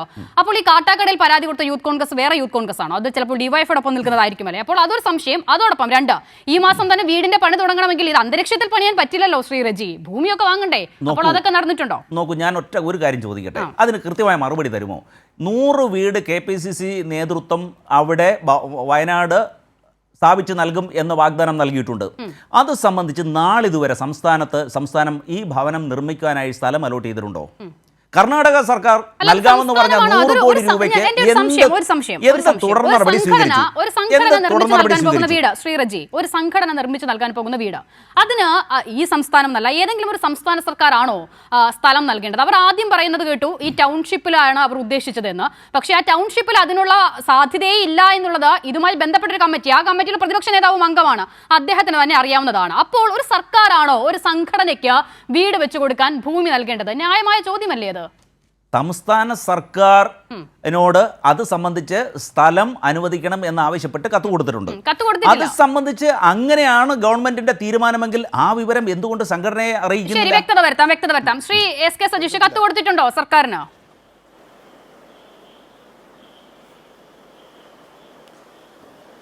ഒരു കാര്യം, സംസ്ഥാന സർക്കാരിന് കത്ത് കൊടുത്തിട്ടില്ല എന്ന് മാത്രമല്ല, ഞാൻ ഇവർ പറയുന്ന പല കാര്യങ്ങളും കേട്ട് അത്ഭുതപ്പെട്ടുകൊണ്ടിരിക്കുകയാണ്. 15 വീട് കേന്ദ്ര നേതൃത്വവും 15 വീട് സംസ്ഥാന നേതൃത്വവും കൊടുക്കുമെന്നാണല്ലോ ഏറ്റവും ഒടുവിൽ ഇപ്പോൾ പറഞ്ഞത്. അങ്ങനെയാണെങ്കിൽ ഈ കണക്ക് പിന്നെയും തെറ്റുമല്ലോ പ്രിയപ്പെട്ട സുഹൃത്തെ. 15 വീട് കൊടുക്കാൻ നിങ്ങളെന്തിനാണ് ഒരു മണ്ഡലം കമ്മിറ്റിക്ക് 2.5 ലക്ഷം ടാർഗറ്റ് കൊടുത്തത്? അത്ര ടാർഗറ്റ് ആവശ്യമില്ലല്ലോ. ആ 2.5 ലക്ഷം ടാർഗറ്റ് ആയി കഴിഞ്ഞാൽ എത്രയാണ് ലഭിക്കുക? ആ 2.5 ലക്ഷം ടാർഗറ്റ് ആയി കഴിഞ്ഞാൽ 3.5 കോടി രൂപ ലഭിക്കുമല്ലോ. അപ്പോൾ ഈ 15 വീടും കഴിച്ച് ബാക്കിയുള്ള പണം എന്തിനാണ് ഉപയോഗിക്കുക എന്ന് നിങ്ങൾ പൊതുജനങ്ങളോട് പറഞ്ഞിട്ടുണ്ടോ? അങ്ങനെ പറഞ്ഞിട്ടില്ലല്ലോ. ഇപ്പോഴും നിങ്ങൾ പിരിച്ച തുക വെച്ചുകൊണ്ട് ഒരു വീട് നിർമ്മിക്കാൻ വേണ്ടി കഴിയില്ലല്ലോ. നിങ്ങൾ തുക പിരിക്കും എന്ന് കരുതി സർക്കാർ സ്ഥലം തരണമെന്നാണോ പറയുന്നത്? കണക്കുകളൊന്നും ശരിയാകുന്നില്ലല്ലോ നടേശ, എങ്ങനെയാണല്ലോ അല്ലേ അത്? കണക്കുകൾ ശരിയാകുന്നില്ല എന്ന് ശ്രീമതി അസിത മാത്രം അല്ലെങ്കിൽ കൈരളി TV മാത്രമാണ് പറയുന്നത്, സംശയിക്കുന്നത്. ഇത് സംബന്ധിച്ച് വളരെ അസിതയ്ക്ക് കണക്ക് കാണുന്നുണ്ടോ? ഞാൻ ഇടപെട്ട് അത് വാങ്ങിച്ച് അസിതയെ കാണിക്കാം. കാരണം അത് പുറത്ത് നൽകണമെന്നുണ്ടെങ്കിൽ സംസ്ഥാന നേതൃത്വത്തിനാണ് അവിടെ യൂത്ത് കോൺഗ്രസ് ആദ്യം സമർപ്പിക്കേണ്ടത്. അത് ഓഡിറ്റ് ചെയ്യുന്ന ചില സാങ്കേതിക നടപടികളുണ്ട്. കാരണം പൊതുജനങ്ങളിൽ നിന്ന് ബഹുജനങ്ങളിൽ നിന്ന് കളക്ട് അല്ലല്ല. ഒറ്റ മിനിറ്റ് താങ്കൾ ഒരു നിമിഷം തരുമെങ്കിൽ ഒരു ചോദ്യം ചോദിക്കാനുണ്ട്. പ്രിയപ്പെട്ട സുഹൃത്തെ, ഞാൻ ഒറ്റ മിനിറ്റ്, താങ്കളുടെ സമയത്തിൽ ഞാൻ ഇടപെടുന്നില്ല. പ്രിയപ്പെട്ട സുഹൃത്തെ, രാഹുൽ മാങ്കൂട്ടത്തിൽ എന്ന് പറയുന്ന യൂത്ത് കോൺഗ്രസിൻ്റെ പ്രസിഡന്റ് പറഞ്ഞ കാര്യങ്ങളാണ് ഞാൻ നേരത്തെ പറഞ്ഞത്. ഈ കണക്കുമായി ബന്ധപ്പെട്ട് താങ്കൾ പറയുന്ന ഈ 15 വീടാണോ ഉദ്ദേശിച്ചത്? ആ 15 വീടിന് എന്തിനാണ് ഇത്രയും തുക പിരിക്കാൻ വേണ്ടി ടാർഗറ്റ് ചെയ്തത്? 50,000 തുക ആവാത്ത ആളുകളെയാണോ നിങ്ങൾ പുറത്താക്കുന്ന നിലപാട് സ്വീകരിച്ചത്? അങ്ങനെയാണെങ്കിൽ ആ തുക പോലും ആവശ്യമായി വരില്ലല്ലോ. നിങ്ങൾ 140 മണ്ഡലത്തിൻ്റെയും കണക്കെടുക്ക്. അങ്ങനെ കണക്കെടുത്ത് പരിശോധിക്കുമ്പോൾ നിങ്ങൾ കൂടുതൽ ടാർഗറ്റ് ചെയ്യുന്നു. എന്തിനു വേണ്ടിയിട്ടാണ്? നിങ്ങൾ ആ വീടിൻ്റെ കൂടെ മറ്റെന്തെങ്കിലും ഒന്ന് അഡീഷണലായി കരുതുന്നുണ്ടോ? നിങ്ങൾ കർണാടകത്തെ കാര്യമൊക്കെ നേരത്തെ പറഞ്ഞു. ഞാൻ സമയപരിമിതി മൂലം പറയായിട്ടാണ്. കർണാടകത്തിലെ മുഖ്യമന്ത്രിക്ക് അപ്പോൾ തന്നെ ആ കാര്യം വന്നപ്പോൾ തന്നെ എന്താണ് നിങ്ങൾ ഉദ്ദേശിക്കുന്നത്, നിങ്ങൾ ഭൂമി വീട് എന്താണ് നിങ്ങളുടെ ഉദ്ദേശം എന്ന് കൃത്യമായി മുഖ്യമന്ത്രിയുടെ ഓഫീസിൽ നിന്ന് അപ്പോൾ തന്നെ മറുപടി പറഞ്ഞിട്ടുണ്ട്. ആ മറുപടിയുടെ ഭാഗമായി കൈരളി ഉൾപ്പെടെയുള്ള മാധ്യമങ്ങൾ നമ്മൾ ചർച്ച ചെയ്തിട്ടുണ്ട്. പിന്നെ നിങ്ങളെ പോലെയുള്ള ചില ആളുകളല്ലാതെ മറ്റാരും ഇപ്പോൾ ആ കാര്യം ഉന്നയിക്കുന്നില്ല. നിങ്ങൾ അവിടുത്തെ കാര്യം പരിഹരിക്കാദ്യം. ഇവിടുത്തെ നല്ലവണ്ണം നമ്മൾ പരിഹരിച്ചുകൊണ്ടിരിക്കുന്നുണ്ടല്ലോ. സമയമാണ് ഞാൻ അദ്ദേഹത്തിലേക്ക് മടങ്ങി പോകുന്നത്. ശ്രീ റെജി, അപ്പോൾ രാഹുൽ മാങ്കൂട്ടത്തിൽ പറയുന്ന കണക്കൊന്ന്, നമ്മുടെ മുന്നിലുള്ള കണക്കുകൾ ഒന്ന്, പിരിച്ച കണക്കൊന്ന്, നടപടിയുടെ കണക്കൊന്ന്, അങ്ങനെ ആകെ മൊത്തത്തിൽ കുറെ കണക്കുകൾ. ഇപ്പോൾ ഏതിനെ വിശ്വസിക്കും? ഇപ്പൊ ഇവിടെ ബഹുമാനനായ സജീഷ് അദ്ദേഹം ചോദിച്ച ചോദ്യം, അതായത് ഈ പിരിച്ച തുക സംബന്ധിച്ച് കണക്കുകൾ പൊതുജനത്തോട് അറിയിക്കുന്നുണ്ടോ എന്നുള്ളതാണ് അദ്ദേഹത്തിന്റെ പ്രധാനപ്പെട്ട ചോദ്യം. ഞാൻ ചോദിക്കട്ടെ, DYFIയുടെ അവർ പിരിച്ചെടുക്കുന്ന കണക്കുകൾ മുഴുവൻ നിങ്ങൾ സുതാര്യമായി പൊതുജനത്തെ അറിയിക്കാറുണ്ടോ? SFI അവർ സമാഹരിക്കുന്ന തുക സംബന്ധിച്ച് അവരുടെ ഓരോ ചെലവുകളും സംബന്ധിച്ച് വിശദാംശം പൊതുസമൂഹത്തിന് മുമ്പാകെ വയ്ക്കുന്നുണ്ടോ? ഓരോ സംഘടനയ്ക്കും അതിൻ്റെതായ ചിട്ടകളുണ്ട്, കാര്യങ്ങളുണ്ട്. ഒരിക്കലും ഒരു സംഘടനയുടെ അവർ ഓരോ കാര്യത്തിലും എങ്ങനെ ചെലവഴിക്കും അവരുടെ യോഗത്തിൽ, അവരുടെ വാർഷിക സമ്മേളനങ്ങളിലോ അല്ലെങ്കിൽ അവരുടെ ആഭ്യന്തരമായിട്ടോ ആണ് അത് ലഭ്യമാക്കുന്നത്. അല്ല, ഇനി താങ്കൾ പറയുന്നത് പ്രകാരം അത് അങ്ങനെ ആഭ്യന്തരമായി ചർച്ച ചെയ്താൽ മതിയെങ്കിൽ പോലും ഇത് സമ്മേളന ഫണ്ട് അല്ല. അല്ല ശ്രീ SK സജീഷ്, അദ്ദേഹത്തിന്റെ വാദം അല്ല, അദ്ദേഹത്തിന്റെ അഭിപ്രായം വാദത്തിന് വേണ്ടി അംഗീകരിച്ചു കൊടുത്താൽ പോലും ശ്രീ റെജി, പൊതുസമൂഹത്തിന് മാത്രമല്ല ആ സംഘടനയ്ക്ക് ഉള്ളിൽ ഉള്ളവർക്ക് പോലും അത് ബോധ്യപ്പെട്ടിട്ടില്ല. അവിടെയാണ് പ്രശ്നം. അവരാണല്ലോ ഇത് ചോദിച്ചത്. നോക്കൂ, ഈ വിഷയം ആദ്യമായി ഉയർത്തിയത് ആരാണ്? മാധ്യമങ്ങളാണോ? അല്ല. രാഹുൽ മാങ്കൂട്ടത്തിൽ വാർത്താ സമ്മേളനം വിളിച്ച് നിരന്തരം പള്ളു പറയുന്ന കൈരളിയാണോ? അല്ല. കൈരളിയുടെ റിപ്പോർട്ടർമാരാണോ? അല്ല. യൂത്ത് കോൺഗ്രസിനുള്ളിൽ നിന്ന് തന്നെയാണ്. അപ്പോൾ അവർക്കതിൽ ബോധ്യമില്ലാത്തത് കൊണ്ടാണല്ലോ ഈ ചോദ്യം. താങ്കൾ പറയുന്നത് പോലെ സംഘടനാ പ്രശ്നമാണെങ്കിൽ അവർക്കത് ബോധ്യപ്പെടണ്ടേ? അതുണ്ടായില്ല. ഇനി നടപടി വരുന്നു. ആ നടപടിക്ക് മുൻപേ ഞങ്ങൾ നൽകിയ തുക അവിടെ എത്തിയിട്ടില്ല എന്നുള്ളതാ കാട്ടാക്കട മണ്ഡലം കമ്മിറ്റിയുടെ പരാതി. അപ്പോൾ അവർക്കത് വിശ്വാസമില്ല. അപ്പോൾ ആ സംഘടനയ്ക്ക് പോലും വിശ്വാസമില്ലാത്ത സംഘടനാ നേതൃത്വമായി യൂത്ത് കോൺഗ്രസ് മാറുകയാണോ? ഈ തുക, അതായത് വയനാട് പുനരധിവാസവുമായി ബന്ധപ്പെട്ട് യൂത്ത് കോൺഗ്രസ് സമാഹരിച്ച തുക സംബന്ധിച്ചും അവർ നൽകിയ വാഗ്ദാനങ്ങൾ സംബന്ധിച്ചും പൊതുസമൂഹത്തിന് ഒരു തരത്തിലുള്ള ആംബിഗ്വിറ്റിയുടെയോ അവ്യക്തതയുടെയോ ആവശ്യമേ വരുന്നില്ല. ഒരു നയാ പൈസയുടെ ഏതെങ്കിലും തരത്തിലുള്ള ക്രമക്കേട് അത് സംബന്ധിച്ചുണ്ടായിട്ടില്ല.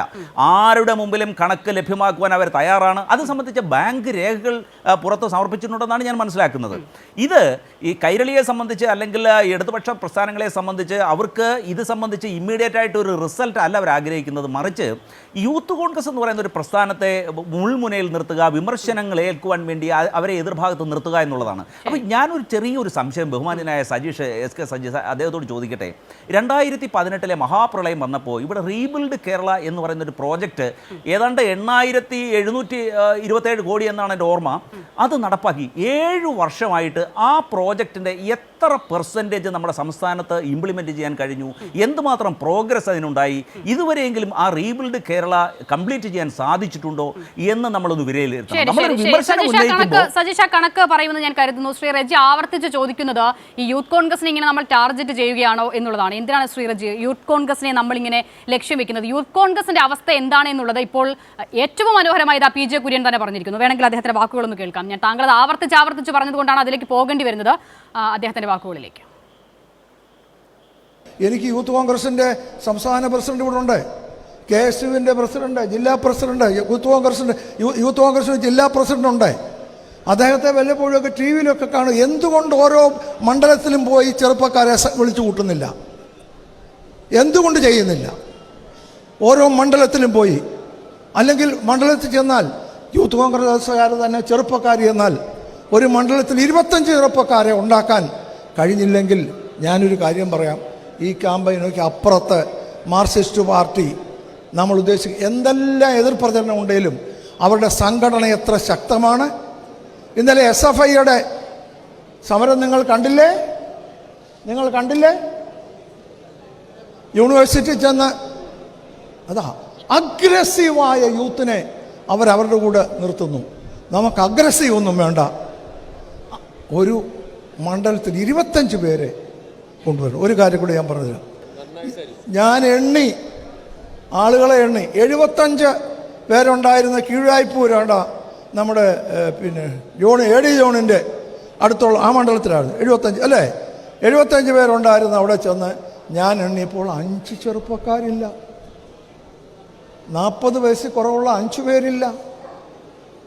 അപ്പോൾ ഇവിടെ ചെറുപ്പക്കാരെവിടെയാണ്?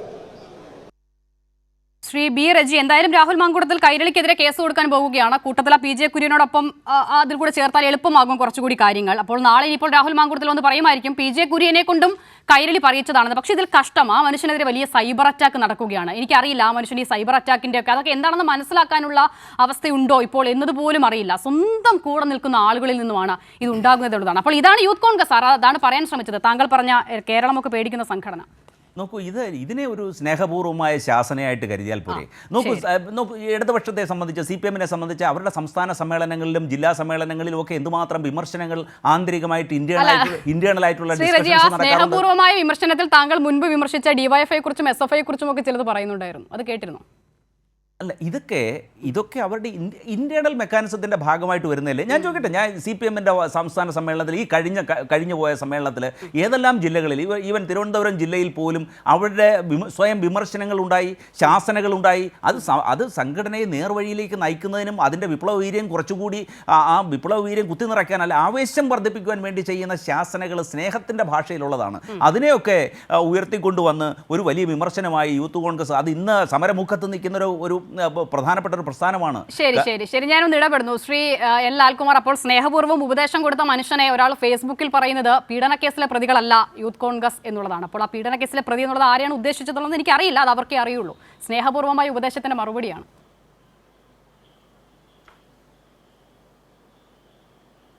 ഇത് കുഴപ്പം ചെറിയൊരു കുഴപ്പമല്ല. അത് നമ്മളൊരു കാര്യം പറയുമ്പം അതിൻ്റെ മെറിറ്റിൽ മറുപടി പറയാൻ പറ്റണം.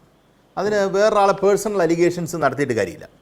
നമുക്ക് അങ്ങനെ പറയുന്നത് ശരിയല്ല എന്നാണ് ഞാൻ കണക്കാക്കുന്നത്. പി ജെ കുര്യൻ വെച്ചത് ഒരു 2 സംഘടനകൾ തമ്മിലുള്ള ഒരു ലോജിക്കൽ കമ്പാരിസണാണ് നടത്തിയത്. ആ ലോജിക്കൽ കമ്പാരിസണ് അദ്ദേഹത്തിനെ പേഴ്സണലി ടാർഗറ്റ് ചെയ്ത് ഒരു കാര്യം പറയുന്നതിനോട് എനിക്ക് തീരെ യോജിപ്പില്ല. അത് തെറ്റാണ്. അത് യൂത്ത് കോൺഗ്രസിൻ്റെ സംസ്ഥാന അധ്യക്ഷൻ ചെയ്താലും DYFയുടെ സംസ്ഥാന അധ്യക്ഷൻ ചെയ്താലും തെറ്റാണെന്നാണ് ഞാൻ കണക്കാക്കുന്നത്. അപ്പുറത്തുനിന്നൊരു വാദം വന്നാൽ അതിന് മറുവാദമായിട്ട് വേണമെങ്കിൽ വെക്കാം. കാര്യം ഇതുപോലൊരു മോശം സ്റ്റേറ്റ്മെൻറ്റ് അപ്പുറത്തുനിന്ന് വരികയാണെങ്കിൽ നമ്മൾ ചിലപ്പോൾ കൗണ്ടറായിട്ട് ഉപയോഗിക്കാറുണ്ട്. അല്ലെങ്കിൽ നമ്മൾ ഒരിക്കലും ആദ്യത്തെ സ്റ്റേറ്റ്മെൻറ്റായിട്ട് ഒരു ബോംബിങ് അങ്ങനെ നടത്തുന്നത് തെറ്റാണ്. പി ജെ കുര്യൻ എന്ന് പറയുന്നത് എത്ര പ്രാവശ്യം പാർലമെൻറ്റിൽ പോയ ആളാണ്. ഇവരുടെ തന്നെ നമ്മൾ രാഹുൽ മാങ്കൂട്ടമോ അല്ലെങ്കിൽ ഞാനോ ഒക്കെ ജനിക്കുന്നതിന് മുമ്പ് എനിക്ക് തോന്നുന്നു അദ്ദേഹം പാർലമെൻറ്റ് മെമ്പറാണെന്ന് എനിക്ക് തോന്നുന്നു. അത്രയും വർഷമായിട്ട് പാരമ്പര്യമുള്ള ഒരാളാണ്. എന്തായാലും അദ്ദേഹത്തിൻ്റെ സെൻസിബിലിറ്റി നഷ്ടപ്പെട്ടിട്ടുണ്ടെന്ന് എനിക്ക് തോന്നുന്നില്ല. അദ്ദേഹത്തെ പൂർണ്ണമായിട്ട് രാഷ്ട്രീയമായി എതിർപ്പുള്ളപ്പോൾ പോലും നമ്മൾ ചെയ്യുന്നതിനകത്തൊരു തെറ്റുണ്ട്. അത് യൂത്ത് കോൺഗ്രസ് ഇന്ന് എത്തിയിരിക്കുന്ന ഒരു സന്നിഗ്ധ ഘട്ടത്തിൻ്റെ ഒരു പ്രത്യേകതയായിട്ടാണ് എനിക്ക് തോന്നുന്നത്. ഇവിടെ ഒന്ന് രണ്ട് കാര്യങ്ങൾ എനിക്ക് പറയാൻ തോന്നുന്നു. ഇവിടെ ലാൻഡുമായി ബന്ധപ്പെട്ട് ഒരു കാര്യം പറയുന്നു. ലാൻഡ് നോക്കൂ, യൂത്ത് കോൺഗ്രസ്സിന് ലാൻഡ് സർക്കാരിനോട് ചോദിച്ചിരിക്കുന്നു എന്ന് പറയുന്നു, അത് കൊടുത്തിട്ടില്ല എന്ന് പറയുന്നു. ഇത് ആദ്യത്തെ വാദം തെറ്റാണ്. കാര്യം സർക്കാരിനോട് അവർ യൂത്ത് കോൺഗ്രസ് സ്ഥലം ചോദിച്ചിട്ടില്ല. ഇത് ഈ ചർച്ച കഴിഞ്ഞ പ്രാവശ്യവും വന്നതാണ്. അന്ന് കോൺഗ്രസിൻ്റെ പ്രതിനിധിയായി വന്നത് നിജേഷ് അരവിന്ദ് എന്ന് പറയുന്ന അദ്ദേഹമായിരുന്നു. അദ്ദേഹം നിങ്ങളുടെ തന്നെ എക്സിക്യൂട്ടീവ് എഡിറ്ററായ ശരത്ചന്ദ്രൻ ഇതുമായി ബന്ധപ്പെട്ട വിഷയം ഉയർത്തിയപ്പം അദ്ദേഹം ഒഴിഞ്ഞു മാറുവാണ് ആദ്യം ചെയ്തത്. കാര്യം ചോദിച്ചിട്ടില്ല എന്നുള്ളത് വ്യക്തമായി അദ്ദേഹത്തിന് അവിടെ സ്ഥാപിക്കാൻ പറ്റി. അത് കഴിഞ്ഞ് ആ ഡിബേറ്റിൻ്റെ കൾമിനേഷനോടുകൂടി നിജേഷ് അരവിന്ദ് ഒരു സ്റ്റേറ്റ്മെൻറ്റ് പറയുന്നുണ്ട്. അതെടുത്ത് പോയി നോക്കിയാൽ അറിയാം, നിങ്ങളുടെ ആർക്കൈവ്സിൽ കാണും. യൂത്ത് കോൺഗ്രസ് സ്ഥലം വാങ്ങിച്ചു എന്നതൊരു സ്റ്റേറ്റ്മെൻറ്റ് പറയുന്നുണ്ട്. അതൊരു വലിയ ശക്തിയോടുകൂടിയാണ് നിങ്ങളുടെ എക്സിക്യൂട്ടീവ് എഡിറ്റർ അത് അവതരിപ്പിച്ചത്. യൂത്ത് കോൺഗ്രസ് സ്ഥലം മേടിച്ചു, എവിടെയാണ് എന്ന് അദ്ദേഹം ചോദിക്കുന്നുണ്ട്. അങ്ങനെ മേടിച്ചു വെച്ചിരിക്കുന്ന ആൾക്കാർക്ക് അന്ന് ആ ചർച്ചക്കകത്ത് പറഞ്ഞൊരു വിഷയമാണ്. അങ്ങനെയാണെങ്കിൽ എന്തിനാ പിന്നെ സ്ഥലം? ആ വാദം തന്നെ നിങ്ങൾ പറഞ്ഞ ഇൻഫ്രക്ചേഴ്സ് ആണ്, അത് നിൽക്കുന്നൊരു വാദമല്ല. ആ വാദം നിങ്ങളുടെ ആൾക്കാർ തന്നെ തള്ളിക്കളഞ്ഞിട്ടുള്ളതാണ്. ഇപ്പോൾ അദ്ദേഹം ഇതിപ്പോൾ കോൺഗ്രസിൻ്റെ ഡയറക്റ്റായിട്ടുള്ളൊരു ആളല്ലാത്തതുകൊണ്ടായിരിക്കും അദ്ദേഹത്തിന് ഇങ്ങനെയായിട്ടൊരു കാര്യം പറയേണ്ടി വരുന്നത്. പക്ഷെ അതല്ല. രണ്ട്, നോക്കൂ, ലീഗ് എങ്ങനെയാണ് സ്ഥലം എടുത്തത്? ഇപ്പം ലീഗ് സ്ഥലം എടുത്തത് ലീഗായിട്ടാണ് സ്ഥലം എടുത്തത്, അല്ലാതെ സർക്കാരിനോട് ചോദിക്കുകയല്ല ചെയ്തത്. അവർ ഉദ്ദേശിക്കുന്ന സാധനം ചെയ്യാനായിട്ട് അവർ ലീഗിൻ്റെതായിട്ട് സ്ഥലം എടുക്കുക ചെയ്തത്. ഇവർക്ക് യൂത്ത് കോൺഗ്രസ് തൊട്ട് ആദ്യമായിട്ടുള്ളവർ പറഞ്ഞുകൊണ്ടിരുന്നത് എന്താണ്? സംസ്ഥാന സർക്കാരിനെ അവർക്ക് വിശ്വാസമില്ല, അല്ലേ? അതല്ലേ പറഞ്ഞുകൊണ്ടിരുന്നത്. അങ്ങനെ ഡിവൈഎഫ്ഐക്കും ബാക്കിയുള്ളവർക്കും സംസ്ഥാന സർക്കാരിൻ്റെ വിശ്വാസമാണ്. സംസ്ഥാന സർക്കാരിൻ്റെ എന്നിട്ടും ആ സ്ഥലവുമായി ബന്ധപ്പെട്ട പ്രശ്നത്തിൽ എന്താ ഡിവൈഎഫ്ഐയുടെ സംസ്ഥാന സെക്രട്ടറി പറഞ്ഞെന്താ? അദ്ദേഹം പറഞ്ഞത് പണം കൊടുക്കുന്നതുമായി ബന്ധപ്പെട്ട് അവർ വീട് വെച്ച് കൊടുക്കുന്നില്ല, എന്നുവെച്ചാൽ അവരായിട്ട് എടുത്തു കൊടുക്കുക. കാര്യം ആൾക്കാരുടെ ഐഡന്റിറ്റി വെളി വരുന്നത് അതൊരു മോശം കാര്യമായതുകൊണ്ട് വെക്കുന്നില്ല എന്താ പറഞ്ഞത്. ഇവർക്ക് അങ്ങനെ ഒന്നും ഇല്ല. ഇവർ പറയുന്നത് ചുമ്മാതെ ഈ ഒരു ഡിബേറ്റ് ഒരു സർഫസിൽ ഒരു സ്മോക്കായിട്ട് നിൽക്കുന്നുണ്ട്. അതിന് എങ്ങനെയും ഈ പറയുന്നത് എങ്ങനെയും ഒന്ന് അവസാനിപ്പിച്ച് മാറ്റണം, എങ്ങനെയും ഇതൊന്ന് സ്റ്റോപ്പ് ചെയ്യണം. അതുകൊണ്ട് കുറച്ച് പേർക്കെതിരെ നടപടിയെടുക്കുന്നു, കുറച്ച് പേർക്കൊക്കെ കുറേ കാര്യങ്ങൾ പറയുന്നു. അതല്ലാതെ ഒരു കാരണവശാലും ഈ പറയുന്ന ലാൽകുമാറിനെയോ അസിതയോ അല്ലെങ്കിൽ ഡിവൈഎഫ്ഐയോ ബാക്കിയുള്ളവരെ ബോധ്യപ്പെടുത്തുന്നത് പോട്ടെ, PJ കുര്യനെ ബോധ്യപ്പെടുത്താൻ ഇവർക്ക് പലതും പറ്റുന്നില്ല. അതും പോട്ടെ, അദ്ദേഹം യൂത്ത് കോൺഗ്രസ് അല്ലെന്ന് പറയാം. യൂത്ത് കോൺഗ്രസിന് അകത്തുനിന്ന് വരുന്ന ആൾക്കാർ, ചോദ്യം ചോദിക്കുന്ന ആൾക്കാർക്ക് പറയണ്ടേ? ഈ പ്രശ്നം ഉണ്ടായത് യൂത്ത് കോൺഗ്രസിന്റെ ഒരു മീറ്റിംഗ് നടന്നപ്പോഴല്ലേ ഈ സംഭവങ്ങളെല്ലാം ഉണ്ടായത്. ഈ ചോദിക്കുന്ന കാട്ടാക്കടയുടെ കാര്യം താങ്കൾ സൂചിപ്പിച്ചതും യൂത്ത് കോൺഗ്രസിന്റെ അതിരെ തന്നെ. എന്നിട്ട് ഒരു കൺഫ്യൂഷനും ഇല്ല എന്ന് പറഞ്ഞാൽ പിന്നെ ഈ പറയുന്നതല്ലേ നമ്മൾ പറയുന്നതെല്ലാം കള്ളത്തരമാണോ? അല്ലെങ്കിൽ നമ്മൾ ഈ യൂത്ത് കോൺഗ്രസ്സുകാർ പറയുന്ന കള്ളത്തരമാണോ എന്നുള്ളതാണ് ചോദ്യം. യൂത്ത് കോൺഗ്രസ്സുകാർ പറയുന്നത് ഇതിനകത്തുനിന്ന് പ്രശ്നമുണ്ട്, ഈ ലെറ്റർ വായിച്ച കള്ളത്തരമാണോ?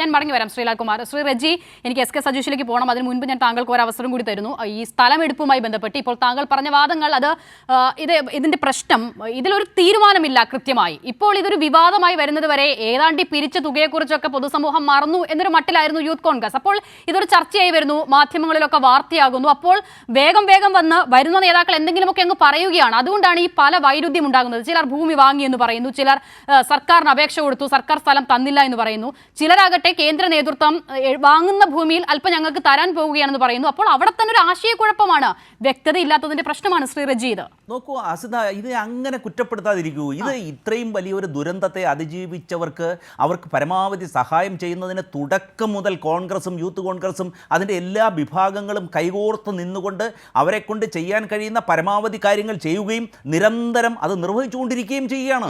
നോക്കൂ, അവിടെ നിന്നുള്ള MLA ആയാലും ശരി, MP ആയാലും ശരി, അവർ നിരന്തരമായി ഈ വിഷയത്തിൽ ഇടപെടുകയും ലെവൽ 3 കൊണ്ടുവന്നുകൊണ്ട് വിവിധ തലങ്ങളിൽ നിന്നുള്ള സംഭാവന സ്വീകരിക്കുവാനുള്ള സാഹചര്യം ഒക്കെ ഉണ്ടാക്കി കഴിഞ്ഞു.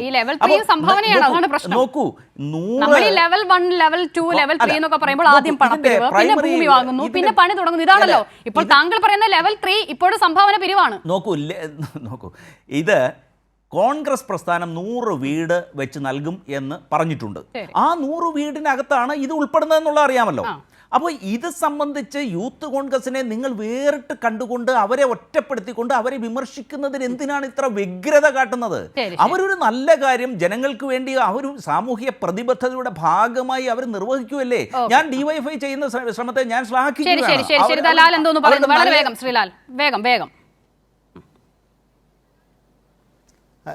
അല്ല, ഞാൻ ഈ പറയുന്ന യൂത്ത് കോൺഗ്രസിൻ്റെയും കാര്യങ്ങളൊക്കെ പ്രവർത്തനത്തിൻ്റെ കൂട്ടത്തിൽ കോൺഗ്രസിനെ കൂടെ ചേർത്തപ്പോൾ ഒരു കാര്യം പറയണമെന്ന് തോന്നുന്നു. വേഗം. നോക്കൂ, അവിടുത്തെ MLA MP ഒക്കെ ഭയങ്കരമായി ഇടപെടുന്നു എന്നുള്ളൊരു അഭിപ്രായം അദ്ദേഹം പറഞ്ഞല്ലോ. ഈ MLA ഇടപെട്ടിട്ട് അവിടുത്തെ DCCയുടെ ട്രഷററെ വീട്ടിൽ കൊടുക്കേണ്ട കാശ് ഇപ്പോഴും അങ്ങ് കൊടുത്തായിരുന്നോ? നിങ്ങളുടെ പിരിവിന്റെ ഒരു കാര്യമാണല്ലോ ഇവിടെ പറഞ്ഞുകൊണ്ടിരിക്കുന്നത്. മൂത്തവരായാലും ഇളയവരായാലും കൂടെ ചേർന്നുള്ള പിരിവിനെ കുറിച്ചാണ് പറഞ്ഞുകൊണ്ടിരിക്കുന്നത്. ആ മനുഷ്യന്റെ വീട്ടുകാർ ഇപ്പോഴും വെളിയിൽ നിൽക്കുക, ഒന്ന് ഓർപ്പിച്ചെന്നേ ഉള്ളൂ. ശരി, MP എത്ര കൊടുത്തു എന്നുള്ള ചോദ്യം കൂടിയുണ്ട്. ശ്രീ SK സജീഷ്, അപ്പോൾ നിജേഷ് അരവിന്ദ് കഴിഞ്ഞ ചർച്ചയിൽ അത് പറഞ്ഞത് എനിക്ക് ഓർമ്മയുണ്ട്. അദ്ദേഹത്തിന്റെ അസാന്നിധ്യത്തിൽ വീണ്ടും നമ്മൾ അദ്ദേഹത്തെ കോട്ട് ചെയ്യുന്നു. പക്ഷേ അത് പൊതുമധ്യത്തിൽ ഉള്ളത് കൊണ്ട് അതിൽ തെറ്റില്ല എന്ന് കരുതുകയാണ്. സ്ഥലം വാങ്ങി എന്നുള്ളതാണ് പറയുന്നത്. ഇനി രാഹുൽ മാങ്കൂട്ടത്തിൽ അറിയാതെ നിജേഷ് അരവിന്ദ് സ്ഥലം വാങ്ങി എന്നുള്ളത് നമുക്കറിയില്ല. ഇനി സ്ഥലം വാങ്ങിയ മറ്റൊരു കൂട്ടരുണ്ട്, മുസ്ലിം ലീഗ്. അവർ സർക്കാരിന് അപേക്ഷയൊന്നും കൊടുത്തില്ല, സ്ഥലം വാങ്ങി. ആ വാങ്ങിയ സ്ഥലത്തിലും ഇത് ആകെ കുഴപ്പമാണ് എന്നുള്ളതാണ് കേൾക്കുന്നത്. മതിപ്പ് വിലയുടെ ഇരട്ടിയിലധികമൊക്കെ കൊടുത്താണ് അത്രേ ഭൂമി വാങ്ങിയത്.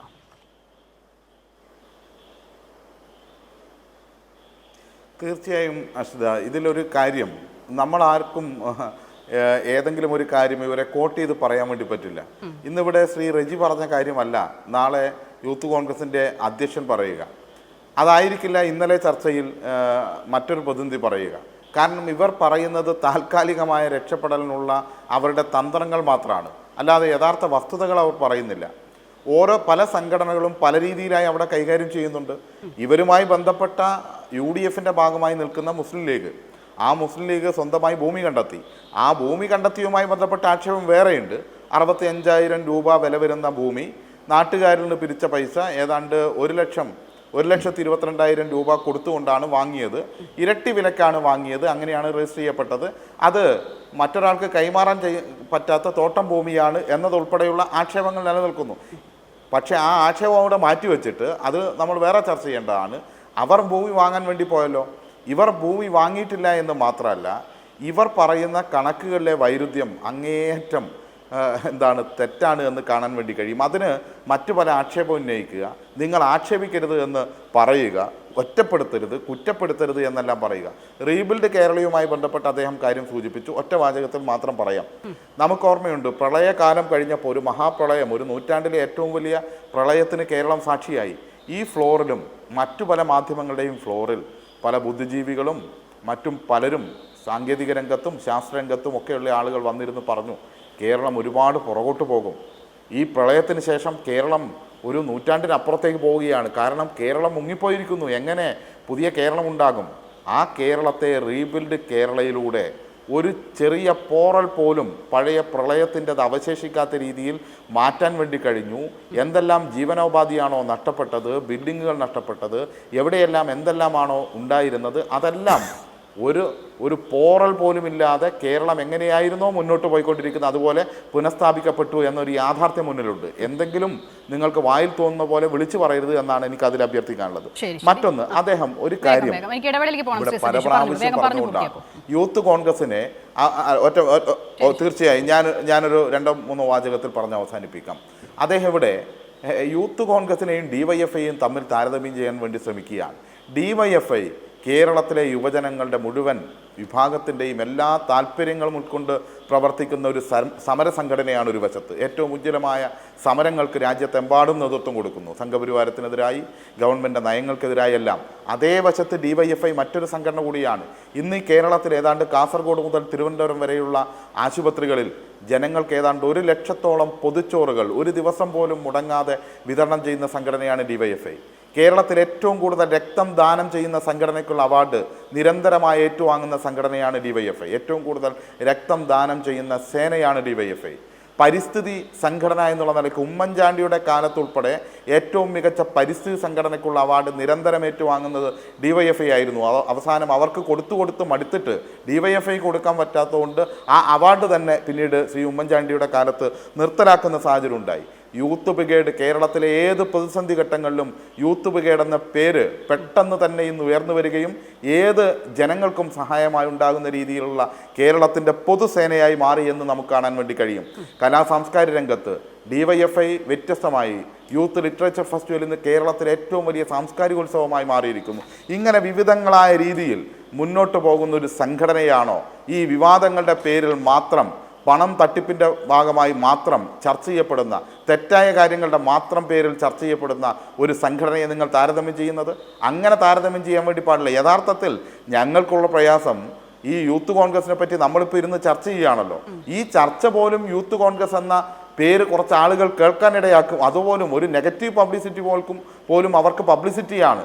ജനങ്ങളുടെ ഇടയിലില്ലാത്ത, യുവജനങ്ങളുടെ ഇടയിലില്ലാത്ത ഒരു സംഘടനയായി മാറി. അതുകൊണ്ടാണല്ലോ 2 ലക്ഷത്തിലധികം വ്യാജ ID കാർഡ് അടിച്ചിറക്കിയ ഒരാൾ അതിൻ്റെ പ്രസിഡന്റായിരിക്കുകയാണ്. മാത്രമല്ല, തെരഞ്ഞെടുക്കപ്പെട്ട പല ആളുകളെയും അവർ അന്വേഷിച്ച് നടക്കേണ്ട സാഹചര്യം വന്നു. തിരുവനന്തപുരത്ത് തെരഞ്ഞെടുക്കപ്പെട്ട ഒരു യൂത്ത് കോൺഗ്രസിൻ്റെ ഭാരവാഹി തെരഞ്ഞെടുപ്പ് പ്രക്രിയ കഴിഞ്ഞ് പുറത്തിറങ്ങി നോക്കുമ്പോൾ BJP-യിലാണുള്ളത്. ഇതെല്ലാം നമ്മുടെ മുന്നിലുള്ള അനുഭവമാണ്. ഇങ്ങനെയുള്ള ഒരു സംഘടന ശ്രീ PJ കുര്യൻ ഇന്ന് പറഞ്ഞത് അക്ഷരാർത്ഥത്തിൽ ശരിയാണ്. ഇവരെ കാണണമെങ്കിൽ ടെലിവിഷൻ സ്ക്രീനുകളിൽ മാത്രമേ കാണൂ, ജനങ്ങൾക്കിടയിൽ കാണില്ല. ജനങ്ങൾക്കിടയിലോ സമൂഹത്തിൻ്റെ പ്രശ്നങ്ങളിലോ അവരില്ല. സ്വന്തം ഇമേജിന് വേണ്ടി മാത്രം പ്രവർത്തിക്കുന്ന സംഘടനയായി യൂത്ത് കോൺഗ്രസിൻ്റെ നേതാക്കന്മാർ പ്രവർത്തിക്കുന്നു. ആ നേതാക്കന്മാർ ചിലർ മാത്രമേ അവശേഷിക്കുന്നുള്ളൂ. സംഘടന എന്നുള്ളതൊന്നുമില്ല.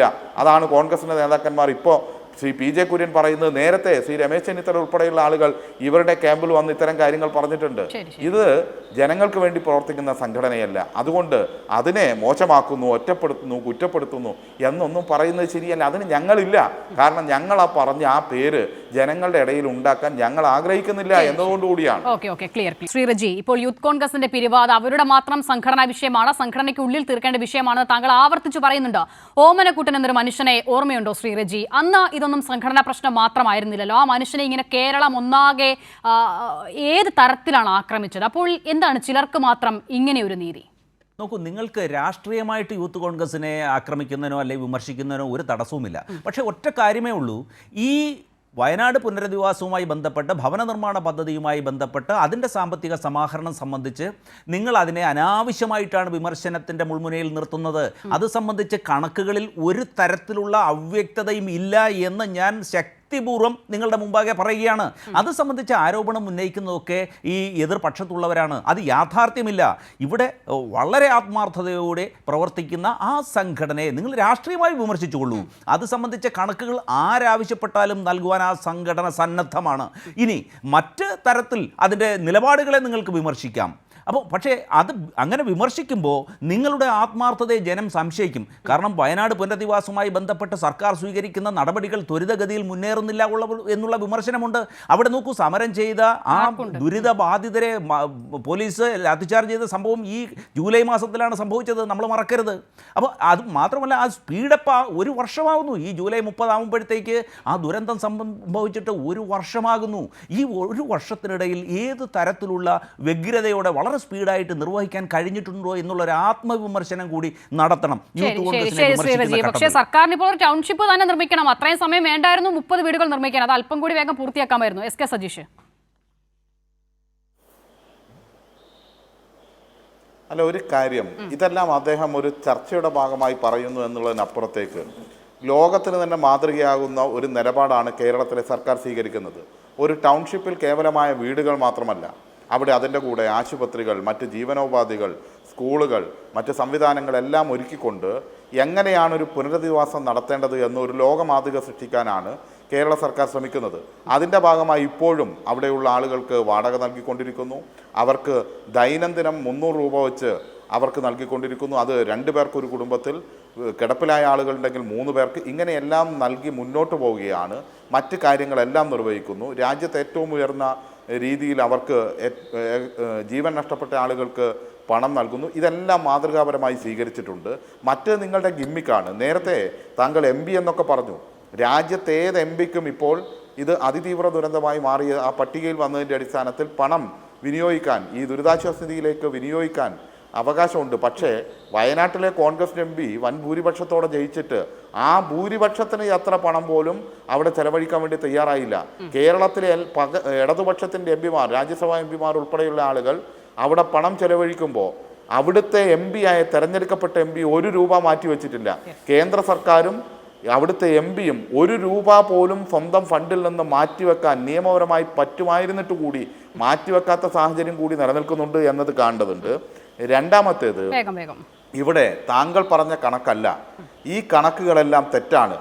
ഈ തെറ്റായ കണക്കുകൾ അവതരിപ്പിച്ചുകൊണ്ട് യൂത്ത് കോൺഗ്രസിനെ ന്യായീകരിക്കാൻ വരേണ്ട കാര്യമില്ല. ഇവർ ഇങ്ങനെ തന്നെയാണ്. നേരത്തെയും അനുഭവം പലതുമുണ്ട്. അണ്ണൻ തരും എന്ന സ്വഭാവത്തിനപ്പുറത്തേക്ക് ഇവർക്കില്ല. അതിപ്പോൾ കോൺഗ്രസിൻ്റെ നേതാക്കന്മാരുൾപ്പെടെ തുറന്നു പറയുന്നു എന്നതാണ് സാഹചര്യം, ആ സാഹചര്യത്തെ മനസ്സിലാക്കണം. അത്രയും ഞങ്ങൾക്ക് പറയാനുള്ളൂ. ശരി ശരി ശ്രീലാൽ സമയപരിമിതി ഉണ്ടെങ്കിലും നോക്കൂ, പണ്ടൊരു പ്രളയ പുനരധിവാസത്തിന് ഒരു വീടുകൾ ഉണ്ടായിരുന്നു, അത് വെള്ളത്തിൽ വരച്ച വര പോലെയായിട്ടുണ്ട്. ഇവിടെ ഇപ്പോൾ ഇനി ഇത്ര വിവാദമായ സാഹചര്യത്തിൽ ഒരുപക്ഷെ എന്തെങ്കിലും ഇടപെടൽ ഉണ്ടാകുമെന്നെങ്കിലും പ്രതീക്ഷിക്കണം. മാത്രമല്ല ഒരു കാര്യം കൂടി, അത് പറയാതെ പോകുന്നത് നീതികേടാകും. ഇപ്പോൾ ശ്രീ റെജി അവിടുത്തെ ദുരന്തം നേരിട്ട മനുഷ്യരെക്കുറിച്ചും അവർക്ക് അവരുടെ കോൺഗ്രസിന്റെ നേതാക്കളൊക്കെ നൽകുന്ന സഹായത്തെക്കുറിച്ചും ഒക്കെ പറയുന്നു. ഈ കുറച്ച് ദിവസങ്ങൾക്ക് മുൻപാണ് കോൺഗ്രസിന്റെ തദ്ദേശ സ്വയംഭരണ സ്ഥാപനം ഒരു ദുരിതബാധിതരായ മനുഷ്യർ ഹോട്ടൽ നടത്തി ജീവിക്കുകയായിരുന്നു. വഴിയരികിൽ സാധാരണ തട്ടുകട, ഈ ഹോട്ടൽ എന്നൊക്കെ പറയുമ്പോൾ അത്ര വലിപ്പമൊന്നുമില്ല. അപ്പോൾ ഒരു രാത്രി ഒരു നോട്ടീസും നൽകാതെ, ഒരു മുന്നറിയിപ്പും ഇല്ലാതെ ആ കട പൂട്ടി അവിടെ അവർ ചങ്ങലയിട്ട് വെച്ചിരുന്ന ഗ്യാസ് സിലിണ്ടർ അടക്കം എടുത്തുകൊണ്ട് പോവുകയാണ്. ഒരു മുന്നറിയിപ്പുമില്ല, ഒന്നുമില്ല. അവരുടെ ദൈനംദിന ജീവനോപാധി പോലും മുട്ടിച്ച ഭരണകൂടമാണ്.